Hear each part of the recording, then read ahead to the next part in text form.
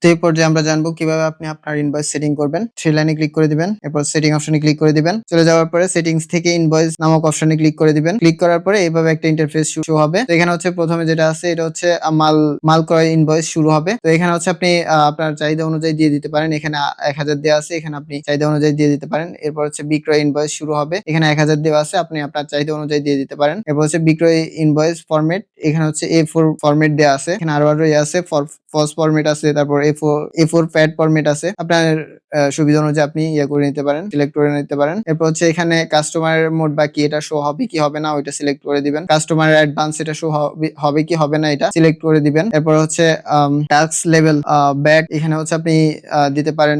এরপর হচ্ছে এখানে হচ্ছে ট্যাক্স কলাম, এটা শো হবে কি হবে না ওইটা সিলেক্ট করে দিতে পারেন। এরপর হচ্ছে ইনভয়েসের উপরে কি লেখা থাকবে ওইটা এখানে দিয়ে দিতে পারেন। এরপর হচ্ছে ইনভয়েসের নিচে কি লেখা থাকবে ওইটা এখানে দিয়ে দিতে পারেন। এরপরে ফুটার বারকোড থাকলে ওইটা এখানে করে দিতে পারেন। শো হবেতে ক্লিক করলে শো হবে, আর হাইডে ক্লিক করলে হাইড হবে। এরপর হচ্ছে ফুটার স্বাক্ষর, এটা হচ্ছে শো হবেতে ক্লিক করলে শো হবে, হাইডে ক্লিক করলে হাইড হবে। এরপর হচ্ছে বিক্রয় এডিট ডে লিমিট 30 দিন দেওয়া আছে, এখানে হচ্ছে আপনার বিক্রয় ডিলিট ডে লিমিট 30 দিন দেওয়া আছে। তারপর হচ্ছে বিক্রয় রিটার্ন এডিট ডে লিমিট 0 দেওয়া আছে।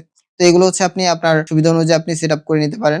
এগুলো বসিয়ে দিবেন, বসিয়ে দেওয়ার পরে এরপর হচ্ছে এখানে আপডেট নামক অপশন আছে, এটার উপর ক্লিক করে দিলে হয়ে যাবে। দেন হচ্ছে আপনি যখন ইনভয়েস করবেন পাঠাবেন, আপনার ইনভয়েসের শুরুতে এই লেখাটা থাকবে, এরপরে শেষের দিকে এই লেখাটা থাকবে। এভাবে করে হচ্ছে আপনার ইনভয়েসে সবকিছু শো হবে। তো এভাবে করে হচ্ছে আপনি আপনার ইনভয়েস খুব সহজেই সেটিং করে নিতে পারবেন।